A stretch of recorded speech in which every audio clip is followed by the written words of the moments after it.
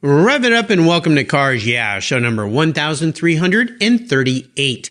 Today on Cars Yeah, I'm celebrating the 47th annual Forest Grove Concours that takes place on Sunday, July 21st on the campus of Pacific University in beautiful Forest Grove, Oregon. For more information, go to forestgroveconcours.org. Don't tell someone to go to hell because they don't go. This is Cars Yeah, where you'll enjoy interviews with inspiring automotive enthusiasts. Mark Green is here to provide you with a fuel injection of automotive inspiration. So get in, sit down, buckle up, and get ready for a wild ride here on Cars Yeah. Hello, automotive enthusiasts. I'm revved up and so excited to introduce today's very special guest calling in from beautiful Lake Oswego, Oregon, David Charvet. Hey, David, are you buckled up and ready for a fun ride? I am buckled up and ready to go. All right, here we go. David Charvet is the founder of Charvet Classic Cars, where over 15 years he has sold classic and vintage automobiles. Several years ago, he branched out into selling car collectors' estates that includes automobiles, automotive memorabilia, Petroliana, and other automotive-related items that collectors like us seem to amass over our lifetime. In his previous career, David was a performing magician, and he is known as one of the foremost historians in the world of magic. He's authored over a dozen books about magic practitioners, and his writings have garnered multiple awards over the years. For over 40 years, David performed magic around the world, which is pretty cool. We're going to learn a little bit about that. But he's also a longtime judge at the Forest Grove Concours, now in its 47th year, taking place on the campus of Pacific University in Forest Grove, Oregon, in about a week from now. So, David, I've told our listeners a little bit about you. Would you take a brief moment and share a little bit more about your career and a very obvious passion that you have for automobiles and maybe a little magic?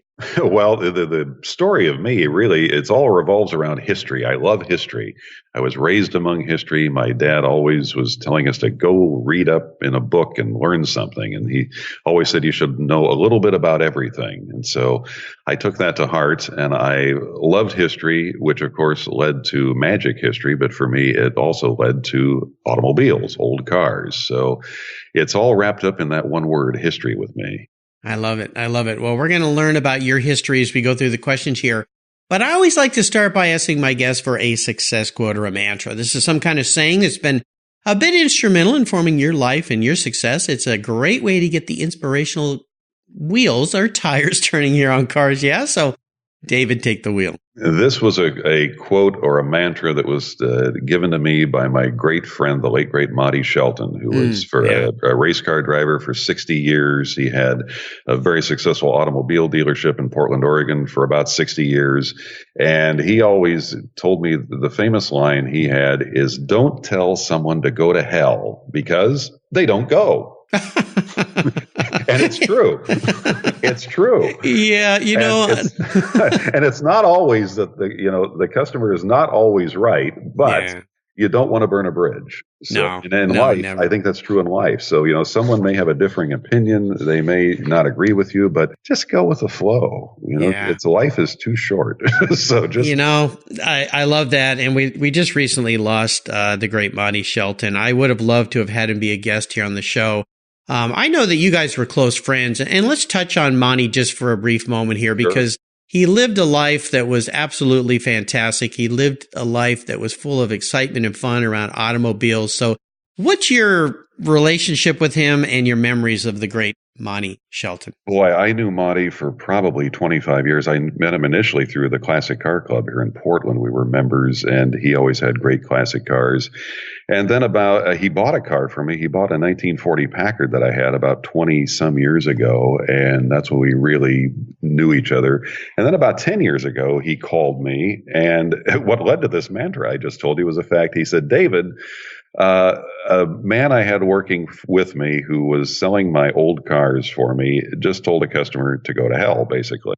And not in worse words than that. But he said, I had to fire him. And he said, I really needs someone who understands old cars and loves them and is not just a salesman, but someone who can, talk the talk and understands what they're about. So he asked me if I wanted to help him out. I did. And we were together doing this for about 10 years, which coincided with my own business. And that's kind of why he brought me on board, because I think, felt I knew what I was doing. So, but we were, I was about half his age. I'm 58 now. Monty was 85 when we lost him here a few weeks ago. So he was like a father to me in many respects, but also just a great storyteller, a great raconteur, and he did everything his way. He came from the bottom up, literally. He started out on a car lot washing cars in Portland. And when the boss went away one day and no one was there to sell a car, he sold his first car, and it went from there. And that was in 1957, I think. So, yeah, he was for over 60 years involved with the car business every day. And then, of course, racing, 600 races over a 60-year career. I was at his last race, which was in April. So here, just 2 months before he died, he was in the cockpit racing a car at Portland International Raceway. And it's funny, he told me he didn't know he was ill at the time, and it really just snuck up on him. It was pancreatic cancer and came very quickly. But when he was racing, he got out of the car and he called me afterwards, and we talked every day. And he said, David, he said, when I was coming out of the curves, I had double vision. And I said, well, and he said, I was overshooting the corners when I was coming out of the curves. And I said, well, what do you do? He said, well, I just closed one eye and went around. Just make sure you close the right one. Yeah, exactly. So, yeah. No, but he was just a really sweetheart of a guy. I know of no one who has a bad word to say about Monty Shelton, which is rare in the car business. Absolutely. For a car dealer. Yeah, as he always said, his great bit about being a car dealer was in 60 years, he was never sued by anyone. He never had a problem. You always have customers who are unhappy at some point, but there was nothing where he couldn't make it right. And that was always a big thing with him. And it flowed over into the old cars when we would handle his old cars and cars that he had purchased from friends and things that I ended up marketing for him. He would always spend the extra dollar or go the extra mile. If something wasn't right, he said, we got to make it right before we ever advertise it or put it out there, because you don't want it to come back and you don't want an unhappy customer. And I've lived that mantra as well. You always want the customer to be happy. So absolutely. Yeah. Well, the great Monty Shelton, we lost a good one there. So shout out to his family members and friends. Condolences for sure. Well, let's talk about your passion for cars and what instigated that passion. I want you to tell me about a pivotal moment in your life when you knew that you were indeed a car guy. Well, the pivotal moment that made me interested in old cars goes back to probably when I was about 5 years old, and it was a movie called The Great Race. Yes, remember that. Tony Curtis, Jack Lemmon. It was a farce based on the New York to Paris race of 1908. But the cars were great. And as a little kid, you go, wow, I don't see these cars on the street, but these are really cool. And again, it was that history thing too. Even at that age, I was still, it was forming in somewhere in my system that this history was really cool. And these old cars, or allegedly in the movie, old cars, were still pretty cool. And so that started. My dad had always been around cars. He was, I say, in World War II, he had been on the flight crew of bombers in the South Pacific. And so he had a mechanical background, worked at Boeing.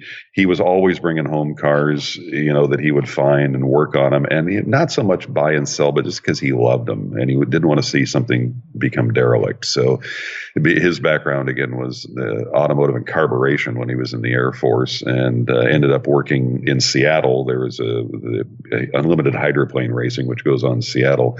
It was in its infancy in the 50s, and he was in charge of all the carburation on the slow motion boats, which were really the ones that started unlimited hydroplane racing as we know it today. And so he was always tweaking stuff and very mechanically adept. I did not necessarily want to become a mechanic when I was young, but I was, again, watching him do this and, again, appreciating these various weird old cars that would show up at our house at some time. So that did it. But then, again, I got into show business and magic, which was, again, the history thing. But I ended up performing all over the world. I still perform, actually. So I'm not giving it up. I was just in Minneapolis a couple of weeks ago. Oh, cool. So I still travel and tour and do that stuff. But so magic kind of took over my life for a while, but always germinating in the back of my head was this thought, one day I'm going to have an old car. Yeah. And so that's it. It took about 30 years, but it but you got there. It happened. Exactly. Yeah. I remember that movie came out 65. I was 7 years old. And there's some pretty famous folks in that movie. Jack Lemmon, Tony Curtis, Natalie Wood, Peter Falk, Vivian Vance. I mean, there's a bunch of others, but I do remember that movie. In fact, my parents took us to a drive-in, and we were in a Oldsmobile Vista Cruiser. And I remember my dad backing it in. And so my sister and I could sit in the back and look out. I don't know what my folks were doing in the front seat. I can only guess. But I kept saying, how come they're facing the other way? But we sat back there and watched that movie. It was great fun. And The Great Race. It's a long movie, too. Yeah. It's like 3 hours. It's Blake Edwards. Oh, I don't remember it being that long. It's long. It's really long. Okay. They have actually, it's one of those movies where they have an intermission in the middle of it. Well, I remember that. Yeah, the intermission video would come on, and you'd go to the little snack shack and buy your popcorn and stuff. Let's all go to the lobby. Yeah. There you go. Yeah, I remember. Yeah. But no, it was great fun, and the cars were great, and the whole idea that, this flamboyant, over the top, film. Silly stuff. Yeah, it was great. But that one thing just stuck me as being really cool. Those cars were really cool, and I thought I need to have a car one day. So. Yeah, absolutely. Yep, that may have been what did it for me. I'm not sure. That or my dad's 49 MGTC that I was always enamored with. Well, I want to take a look at some of the roads you've driven down and talk about a big challenge or a big failure that you've faced along the way, and more importantly, the lesson that it taught you and how that experience helped you gain even more momentum in your career, in your life, in your business. Well, personally, I've been through cancer twice. My goodness. I had non-Hodgkin's lymphoma about 20 years ago, and then a few years ago I had prostate cancer. So, oh, my goodness. Wow. So from that, you learn, don't sweat the small stuff. Live each day for the day, and don't put things off. And so I don't put things off. And that's, and sometimes you become a little bit of a workaholic because of it, because you don't know what your time is. I'm perfectly fine. Everything's great. I feel great.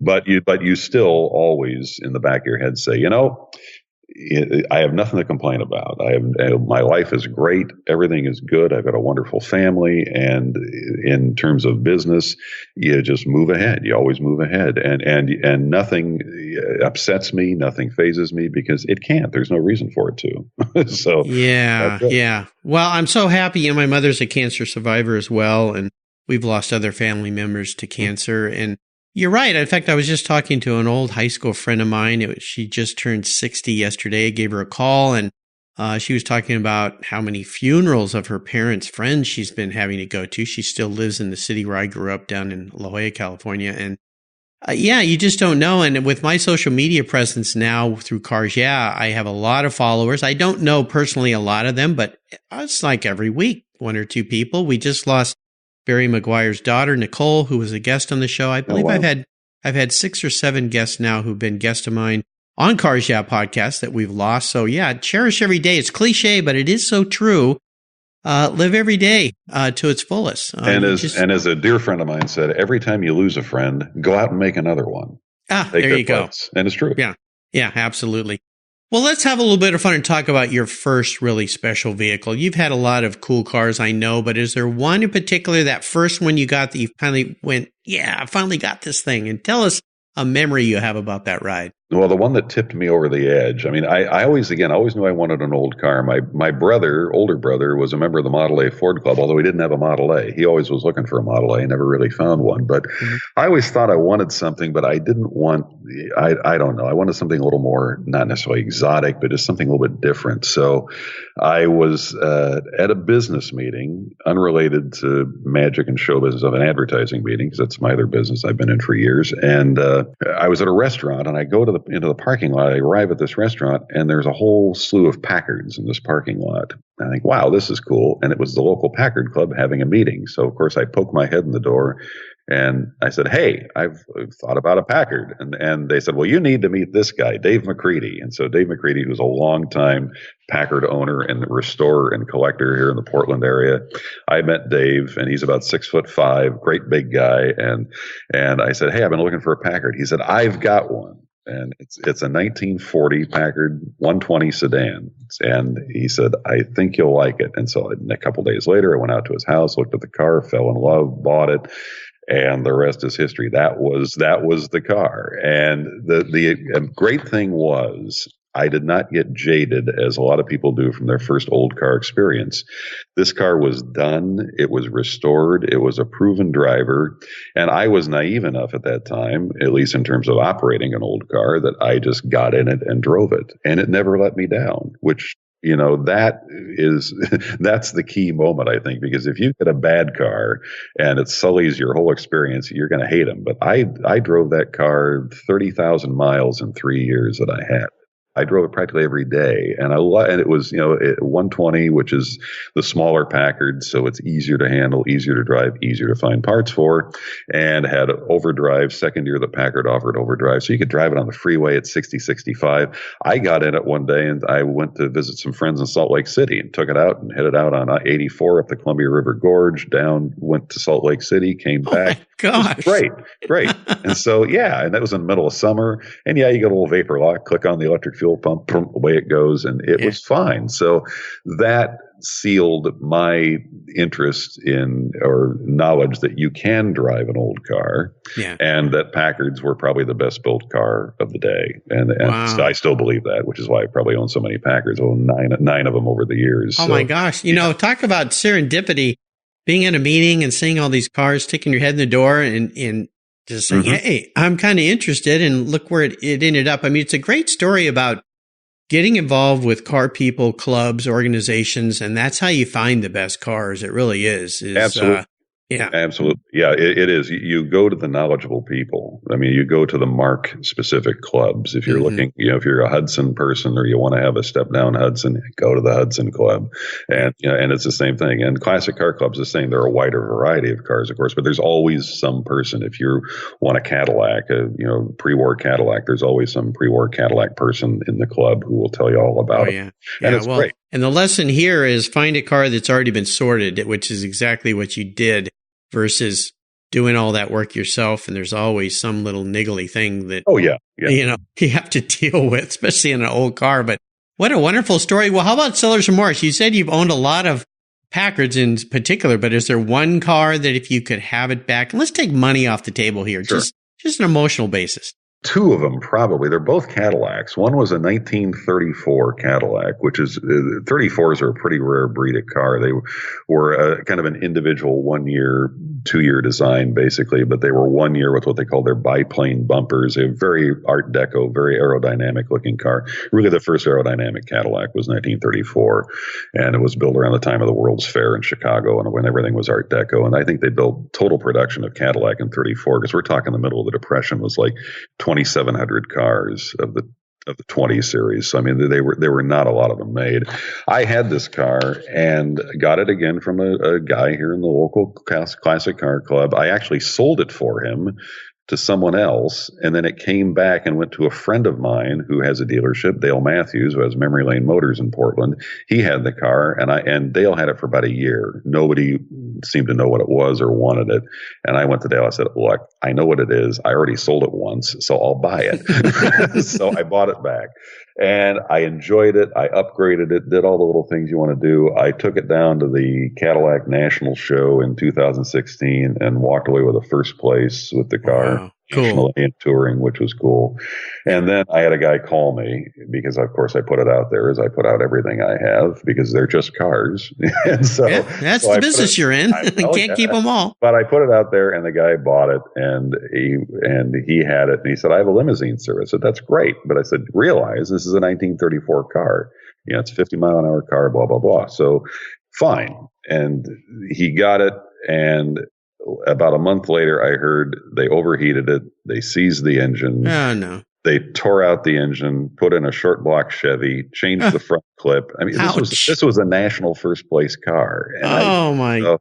I kick myself in the head and say, but again, it's the old saying, once the taillights are over the curb, it's theirs and they can drive it off the cliff or do whatever they want. So that's kind of one I'd like to have back. The other one was a 39 Cadillac, a convertible sedan, Series 75, which was the big convertible sedan. It was probably the most expensive Cadillac made in 39 next to the V16. They built 36 of them, really limited production car, four-door big convertible on a 140-inch wheelbase. The one I had was made for the mayor of Minneapolis as his parade car. And it's funny because it was made for the mayor of Minneapolis, big parade car, but it had no radio and no heater. No heater in Minneapolis. That's a little odd, isn't it? Yeah. It was only used in the summer, but it was in the motor No pool. parades in the winter in Minneapolis anyway. No, so it was used in the motor pool until the 50s. A guy bought it, stuck it in a garage, and then it was purchased by the president of the National Cadillac Club. He had it until he died. Then a friend of mine had it here in Portland. And kind of a long story short, it's already a long story, but we were on a Classic Car Club tour. I was driving my 37 Packard I had at the time, which was, again, a great car. All Packards are great as far as I'm concerned. And we were driving on this tour, and I'm with my wife in the car, and I said, the 37 now is dialed in. It's perfect. And she was looking ahead of us, and this convertible was ahead of us. And she said, the next car we get should be something like that. And I said, yeah, that's great. I love that car. So as fate would have it, we stop at the next little rest stop on this car tour.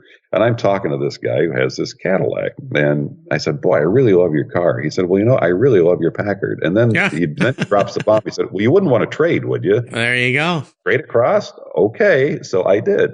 And I had it. And then I really liked the car. My son at the time was about 4 years old, and I would roar around. I used to live out in the country out here near east of Portland, rather. And so we'd roar around in the summertime in that car, and it was great. But at that time, and my son, again, was about 4 years old in the car seat. We're in this open car running around. And about that same time, I had a guy who really wanted the car. And I really didn't want to sell it, though, because I hadn't had it that long. And so I ended up, at the same time, there was a guy who had restored a Duesenberg back east, and he had taken it out on the inaugural drive with his wife and his kids. And as he's driving this open Duesenberg, he gets broadsided by a car. The Duesenberg rolls. It throws everyone out. This is a horrible story. And he is killed. His wife is killed. One of the daughters is killed. So the two kids are left orphans. And it's off. And so I hear this story, and I'm thinking, I am roaring around with my 4-year-old son in this open car that's 7 years old. I probably shouldn't do it. So I took the money from this guy, sold the car, and then he parked it in a garage and never drove it. And he died, and it ended up in the Imperial Palace, and now I hear it's in Mexico City. So it's still out. It's still out there, but I wish I had it back. So there you go. Yeah. Anyway. Wow. Well, you seem to have a knack for being in the right place at the right time. You should be buying more lottery tickets, I think. That serendipity. Cars are not an investment. I shouldn't say that.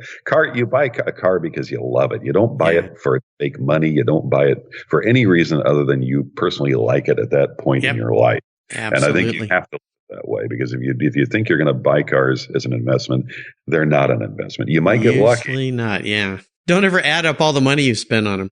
No, but drive it. I mean, the people who have cars, stick them in the garage. I said, buy a picture and hang it on the wall. It's cheaper and it doesn't drip. Yeah. So, Well, yeah, I do that with model cars of models I can't afford, Ferrari Testarossas and short wheelbase Ferrari GTOs and things like that. I think I sold both of those, so I could have gotten you one if you wanted one. Oh, bad timing again. Well, let's move on. I'd love for you to talk a little bit about your involvement with the this is the 47th annual Forest Grove Concours. Yeah, our good friend Alan Stevens has been involved in this forever. He's been a guest on the show. Love for you to talk a little bit about that, then also talk a little bit more about Charvet Classic Cars and the different things that people could expect to find from you if they're in the market for a car or if they have an estate they need to liquidate. So let's start with the Forest Grove Concours. And it's coming up real soon here. 21st of July, I believe. So that's right. Yes, Sunday the 21st. It is the 47th year, and for any car show to last 47 years, it's pretty amazing, incredible. And next to Pebble Beach, I think on the West Coast, it's one of the longest running car shows on the West Coast. And the nice thing is, it's put together by a bunch of people again who love cars and who have the best intentions always on getting an assortment of cars that are interesting, that are different. They seek out different cars from all over the country and all over the world in many cases. And they really take the time to make sure it's a diverse show. There are lots of varieties of cars there. And it is really something for everyone, from the earliest horseless carriages up to modern supercars, resto mods, hot rods, a little bit of everything. And it's in a beautiful location. It's Pacific University, which is in Forest Grove, Oregon, which is about probably 30 minutes west of of Portland. And it's absolutely beautiful trees, over the whole campus. So it's even on a hot day, it's a beautiful setting and just really, really a well done show. And I've been involved with judging. I've been going there for, over 20 years now when I first went. And every year it's different. I mean, you have really, again, an amazing variety of cars and things that you wouldn't normally see at your average car show, shall we say. There's so many car shows now. I mean, it's diluted the hobby to a bit, but in a way, it's also made it more approachable for people that you are reaching more potential people who might be interested in old cars because of so many shows. But the big grand shows like Pebble Beach and like Forest Grove and Kirkland Concours, things like that really showcase the best of the best. There are very few of them out there anymore that really say do it right. But I think Forest Grove does it right. They always have. Yeah, absolutely. I've been to it many times. It's a fantastic event. If you want to learn more, just go to forestgroveconcours.org and you can check it out. Now, how about Charvet Classic Cars? Tell our listeners a little bit more about this business that you have in the automotive business. And I love the concept that you help estates, because a lot of times, and I've been to some estate sales where you can tell they have no clue about the automotive stuff. In fact, I helped a lady years ago down in Rancho Santa Fe. There was a beautiful old Mercedes in her garage, and the company she'd hired were trying to sell it for like a third of what it was worth. And I wasn't really interested in it. I could have bought it and flipped it, but I just didn't feel right. And I went in and said, you guys are making a huge mistake with your client here. And they ended up selling it. And the lady actually ended up calling me and thanking me for the money that I helped her make. But tell us a little bit about that side of the business. Yeah. Well, yeah. I mean, my business, it didn't start as a business. It started again, and I think as all people who usually have any sort of business, it starts as a love of, again, I love the old cars. I owned dozens of old cars over the years. And my wife also is a car person. I mean, when I met her, I would say she was driving a 1931 Cadillac. So I said, how could I go wrong? Yeah. So there we go. But, and, we got married, and, she was always around cars as a kid too. So we kind of meshed in our interest. And so it has worked well. But because of that, my interest in old cars, and because of my background of having owned all these cars, it gave me this knowledge base, which has helped me tremendously. And it also gave me this network of people whom I've known over the years. And as we've talked about, unfortunately, a lot of car collectors are getting older. And so the guys who I was in my 30s and I had a Packard. Most of the guys who had Packards were in their 70s, 60s, 70s, 80s. And as they started, deciding and realizing, hey, I'm not going to take it with me, they would come to me because they knew I had been in the advertising world and done TV and radio ads. So I was they knew my face, I guess, in Portland. I've done advertising for about 30 years on radio and TV here. So they kind of know me, or they feel they know me. And they did know me because we were friends in the club. So they would come to me and ask kind of, how can I, I want to sell my car, and you're a car guy and you've had lots of cars. What do I do? And back in the late 90s, eBay Motors was in its infancy. I mean, 1998 was when I first started selling on eBay, which was right at the beginning.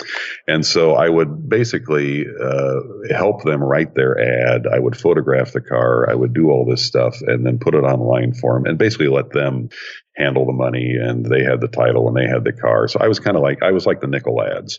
I was the guy where you'd place the ad and I would help you do it. And then I did this so much, and I had so many friends having me sell cars, dozens and dozens and dozens over several years, that finally the state of Oregon came to me. The red flag went up and they said, you're a car. Do you have a license? Yeah. No, I'm not. I still, it begs the question. I said, look, I don't have a car lot. I don't have balloons on cars. I don't have all these cars sitting here. And I'm not a dealer. Well, you are a dealer. So, of course, you can't fight the government. So I said, fine, I'm a dealer. And I bit the bullet and said, okay, I'll be a dealer. And in a way, it's been good, because certainly it does legitimize you somewhat among the public, that they realize, yeah, I'm licensed, bonded, insured, and I am a real dealer. But it's still, to me, it's the love of these cars and finding good homes for these home for these cars, which makes it easy on the owner, because I do handle everything now. I'll handle, all the details, take care of the tire kickers, answer the questions. I will never be a big business simply because I'm too much of a control freak, in the sense that I want to take all the pictures. I want to drive the car. I want to crawl underneath it. I want to know every bit about this car and about the backstory, so that when someone calls me, I can talk about it, because there's so many guys who have what we call consignment dealers, and there's lots of them on the internet. And the problem problem is they have never seen the car. They're taking someone's word for it. And they may not be malicious, but someone may not really understand how good or bad their car is in terms of all details. Or embellish some things that aren't quite right. Yes, that does happen. So because I see and touch and put my hand on every one that is on my website, I can absolutely tell you it's a good car. And number one, it would not be on my website if it were not a good car. But beyond that, because of this, selling these cars, I've handled friends of mine's cars. And as they got older, I would sell maybe one or two cars and three or four more for them, depending upon the size of their collection. And by the time inevitably they would pass away, then the family was left with the stuff. I term the stuff because there's always stuff. Everybody collects stuff beyond cars. I have had guys who have huge model train collections. I had a Ford collection I did, which was a father and son in Portland. They started collecting in the 1940s, and the father died, and the son carried on. They had two houses. They lived next door to each other, and both houses were completely full. And this is Model T and early Ford V8 stuff. And then they also had two 8-car garages behind their house, which had, one was a full shop, which had like walking into the parts department of the Ford dealership, every NOS part. And then the other one was the museum. And so, of course, they both died. The family said, what do we do? Well, I had this mother of all Ford sales, and I've done it for a guy who had a Chevrolet collection here in Portland that was pretty much centric to 1937 Chevrolets. And you say, well, how much can there be about 1937 Chevrolets? Well, this guy had a warehouse that was a full city block that had probably every piece, every part. It, again, was like walking into the 37 Chevrolet dealership. And so I put a sale together from that, and it's not an auction. I don't like auctions because people get out of control, and I don't think it's, again, you can drive up a price to a point, but for what reason? I think there's a fairness. We know what market value is on this stuff pretty much. It's, everything's been sold at some time in the past. And so through research, and again, this love of history that I have, I've gone back, researched all this stuff. Sometimes these sales will take 3 months to prepare, but when I open the doors, I've had people camp out 3 days in advance. Oh my these gosh. Sales. They're camped and they sit there. They want to be the first in line. And I've had, had fist fights break out almost from people. I was here first. No, I was here first. But I said, guys, it's only old car stuff. Don't worry about it. There's plenty to go around. And there is. Yeah. None of this stuff ever falls off the earth. It always ends up back somewhere. So that's it. So you never have to worry. Wow. Though someone else may have bought it out from under you, believe me, in several years, it'll probably be available again. So that's kind of how the estate thing came about. And it's always interesting because every person's interest is different. Every estate is different, and always a different group of people. Although I do have a bunch of groupies or regulars, it seems like now, who show up and come to these sales now because they know there's usually, if I'm going to do it, there's usually good stuff. So very, very cool. So if people want to follow you, learn more about these things as they come up, how can they find you? Sure. I am online at Charvet, and I'll spell that for you. It is CHAR, V as in Victor, ET, Charvet like Chevrolet, Charvet Classic Cars.com. Classic with 2 C's in the middle and an S at the end. CharvetClassicCars.com. I'll make sure I put a link to that on David's show notes page on the Cars Yeah website. Well, David, up next is the last lap before we put the pedal to the metal. Let's say thank you to today's Cars Yeah sponsors. What's the worst thing for your car's interior? No, it's not that milkshake the kid spilled in the back seat. It's the sun. Harmful UV rays cook your automobile's interior hour after hour when it's parked outside, even on a cloudy day. What's the solution? Covercraft sunscreens. They protect your dash, seats, and interior finishes from those damaging UV rays while keeping the interior temperature tolerable, even on the hottest summer days. No more painfully sizzling seats and steering wheels for you. They unfold quickly and easily install, stay where you put them, and are custom patterned for an exact fit. The foam core acts as a cooling insulator, and you can get yours in different colors and finishes. And they even fold up easily and store under your seat or on the floor. I've used Covercraft sunscreens for years, and they are a fast and easy solution that protect my beloved cars when they're not in the garage. Learn more and order yours at Covercraft.com. Want to protect your entire vehicle? Get a car cover from Covercraft. They have those too. That's Covercraft.com, and tell them Mark sent you. Are you looking for a way to get your products or services into the ears of thousands of automotive enthusiasts around the globe? I can help. This is Mark Green here at Cars Yeah, and I'd be honored to be an influencer and ambassador for your brand in a unique and personal way. 5 days a week, thousands of subscribers and listeners enjoy the Cars Yeah podcast and website. Contact me today and I'll show you how at mark@carsyeah.com or connect with me through the Cars Yeah website at carsyeah.com. Hey, Mark Green here from Cars Yeah. Did you know you can now see me on the Cars Yeah TV show? It's a weekly visit to some of my past Cars Yeah podcast guests, and I take you along for the ride. You go behind the garage door and into their lives, their businesses, and you get to see what makes them successful. With tens of millions of viewers, Cars Yeah TV is making its mark. Cars Yeah TV is available on MAV TV and Lucas Oil Racing TV. You'll find MAV TV on Direct TV, Fubo TV, Fios by Verizon, or you can stream it through Lucas Oil Racing Television online. And they said I only had a face for podcasting. Okay, David, we're back, and I have a bit of an introspective question for you. If you woke up tomorrow and you were a car parked in the garage, what would you be and why? Well, I would be a Packard. I've owned so many of, I'd become a Packard. And I say that because I'm like a Packard. I'm solid. I'm steady. I'm a little conservative, and I never let you down. There you go. I love it. Well, we are entering the last lap. I'm going to fire off a series of questions and ask you to give our listeners some quick blips of the Packard throttle. So here we go. Well, what's the best automotive advice you've ever received? Always buy them done. Yeah, we talked about that earlier. Buy them restored. And believe me, people say, well, it's so much money. No, you are not going to save money by buying a car unless you are really mechanically adept yourself. But even then, your time is worth something. So buy them done. There you go. Would you share one of your personal habits you believe has contributed to your many successes over the years? Perseverance is the biggest one. I think you always, it is the old trite phrase, at first you don't succeed, try again. Yeah, I mean, you will have failures, you will have successes, but you temper all those with just keep on going. Tomorrow is a different day, and just move ahead. Yeah. Everything always tends to fall into line. And don't try to push things, because everything happens for a reason at a certain time. There you go. Now, how about a resource? Is there one you'd like to share? One of my favorites, and as a car guy, and particularly as a guy who lists and deals in a lot of cars, you're always wondering, what color is that car? What is that color? There is a resource online which is wonderful. It's called autocolorlibrary.com, autocolorlibrary.com. And it's a paint shop resource. They sell paint for old cars, but beyond that, absolutely free, you can go on, and they have the paint chips online for practically every automobile that has been built. You can type in any obscure thing.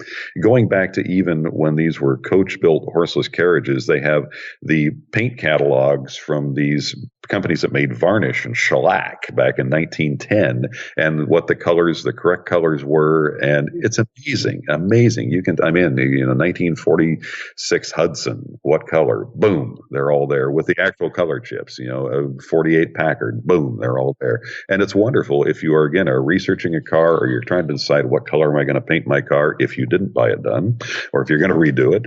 And it's really a great resource. Autocolorlibrary.com. One of my favorites. Yeah, that's fantastic. I recently had Rob Sass, who's the editor-in-chief at Porsche Panorama magazine, and they just produced a website called Renbow, which is RENNBOW, which are all the past Porsche colors. Oh, cool. That you can find, including some specialty colors, like an old Porsche that I have was a very rare color, non-Porsche color, but painted at the factory. So autocolorlibrary.com sounds fantastic. Now, if I could arrange for you to have a drink or a meal with anyone in the automotive industry, living or deceased, who would it be? Okay, here's an odd name for you. George Schuster. George Schuster. That doesn't ring a bell. Who is George Schuster? George Schuster was the guy who sat behind the wheel for 25,000 miles driving the Thomas Flyer in 1908 from New York to Paris. Oh, okay. He was again, going back to the Great Race. We're back to the Great Race, This was the guy. There were two guys. There was another guy, Montague Roberts. He did the first leg but dropped out. But George Schuster was the guy. He worked for the Thomas Motor Company in Buffalo, and the story of that car is pretty fascinating. They just grabbed a car off the line about a week before the race and decided, we're going to race. And that was Wow. it. And so they sent George, who worked at the factory and was a mechanic, and said, you get to go in case it breaks down. And he did. And they started in January of 1908, and he went around the world. It took him until June of '08 to get to Paris. And, Wow. they started in the winter in New York. I mean, how smart is that? Yeah, especially in those days. Yeah. It's a fascinating story. There's been a documentary about it that was put out a couple of years ago. And then also I read a book as a kid, which again sealed this idea of how interesting old cars were. And yeah, Schuster would be great and there is actually, if you go online on YouTube, there was an old TV show called I've Got a Secret back in the 50s. Remember that? More. I've Got a Secret. And George Schuster, there's an episode with George Schuster talking about it. And at the end, they open the curtain and they show him the car, which was a complete derelict shape then in the 50s. And it was up in the museum in Long Island. And he didn't believe it was the real car that he had driven until Bill Harrah got it and was restoring it. And they brought him out. This is in the late 60s. And he was nearly 90 years old. They brought him out to look at this car. And he said, well, if it's the car, he said, I broke the frame in Siberia, and on the side of the road, I welded the frame back together with a piece of metal and an open fire. And he said, if this is the real car, it has to repair. And he looked, and it was there. There it was. Wow. So Schuster would be fascinating to me. That's incredible. What a story. How about a book? Is there a book you'd like to share with us that you've enjoyed? Well, a great book that I read recently is called The Devil's Mercedes. And it's written by a man named Robert Clara, who's a historian. Again, it's history, and it's about this circuitous, weird story of after World War II, the story of Adolf Hitler's staff car Mercedes, and what happened to it and how it made its way to America, how it ended up that there were two of them, and the whole story of how this thing was taken out on exhibition in the 1940s and 50s in a carnival. It ended up in a museum. It ended up at an auction. And it's a fascinating story of this story. Again, the stories that these cars have after they roll out of the factory and what happens. And of course, this was owned by the worst man in the world, but it was still the story of this car and what it went through afterwards, or these two cars, which have both been confused about each other. It's really an amazing story. The Devil's say it's a 770K is the car. It still exists, and it's again the most infamous car probably ever made, but it's an innocent bystander to all this moments in history, but it's really a remarkable story and very well written, and it's gotten great reviews too. So very cool. If you're a car guy or gal who like history, it's The Devil's Mercedes. Very cool. Well, David, we are up to the checkered flag, and this last question can be a bit of a doozy. Today, I'm going to buy you any cool collector car on the planet, but there's some rules to this game that may make it a challenge for someone like you. One is you can't sell it to buy a bunch of other toys with. You have to drive it. No garage queens allowed, but that's no problem for you. But here's the kicker. It's the only one car you can have in your garage that's a collector. So what's it going to be? Well, I thought about this long and hard, let me tell you, because again, I've been around hundreds and hundreds of really cool cars, but I come back to one that I owned and that I sold, which was a 1938 Packard, get that, Packard, 12-cylinder V12 club sedan. They built 27 of them. It was a pretty rare car, but it was a car that my wife and I took on our honeymoon. We were married. We rode it out of the church, all that stuff. And I don't know why I sold it, unsentimental me, but I know where it's at. It's down in California, but I don't think the guy wants to sell it. But if he ever did, I would want that car back because it has great memories and was a great car. And it was the best Packard ever built. The 12 were fabulous cars. And and it's just, they're amazing. So that's the one. That's the one. Well, no doubt. I figured it was a car you had your hands on before. Well, you've taken us on a great ride today. This has been really fun, David. I want to thank you for sharing your journey with the Cars Yeah listeners. Is there a little parting piece of wisdom or guidance that you could share before you drive off into the sunset in that 38 Packard? Sure. A great piece of advice given to me, not by a car guy, but by a friend of mine, an old friend of mine who was a magician, a man named Ormond McGill, and very wise old man. And he said, life should be a playground, not a battleground. I really believe in that. And life is too short to get upset and mad at people. You enjoy it. You got one shot. So one trip down the road, enjoy it. Absolutely. And a great way to enjoy it is to attend the Forest Grove Concours that's taking place July 21st. I'll make sure I put links to that and to Charvet Classic Cars on the website here on David's show notes page. David, thanks for being so generous today with your time and expertise and for sharing your experiences with our listeners. Before I let you go, though, I do have to ask you one magic question. Okay. Abracadabra, where did that come from? It's an old phrase it's back in ancient times, and it came out of, it was an incantation that was used by old wizards and magicians, abracadabra. So there you are. Kind of like hocus pocus. So there we are. Yeah, there you go. Absolutely. Well, till you and I talk again, my friend, I'll see you down the road. Thanks, Mark. Thank you. You take care of your cars, but who takes care of your investments? Tune-ups aren't just for engines. Updating your financial plan is important too. Your GPS may take you from A to B, but it won't help you on the road to financial freedom. For that, you need a good co-pilot and a very trusted advisor. Chris Kimball, CFP, is just the man for the job. He'll guide you down that road without driving you crazy. For over 25 years, Chris has helped people just like you and me with their financial planning and investments. With a master's degree in financial services, he is eminently qualified, and he's a car guy too. Learn more at chrisvkimball.com or call 866-ON-A-PLAN. Securities through Money Concepts Capital Corp., member FINRA SIPC. CK Financial Services is not affiliated with Money Concepts Capital Corp. Thank you so much for joining us on today's ride here at Cars Yeah. Drive on over to carsyeah.com to find show notes and inspiring automotive fun. Download your free copy of Filler Up, a fun book filled with gorgeous photographs of fuel filler fun, including quotes from more inspiring automotive enthusiasts. Download your copy today, and we'll see you next time on Cars Yeah.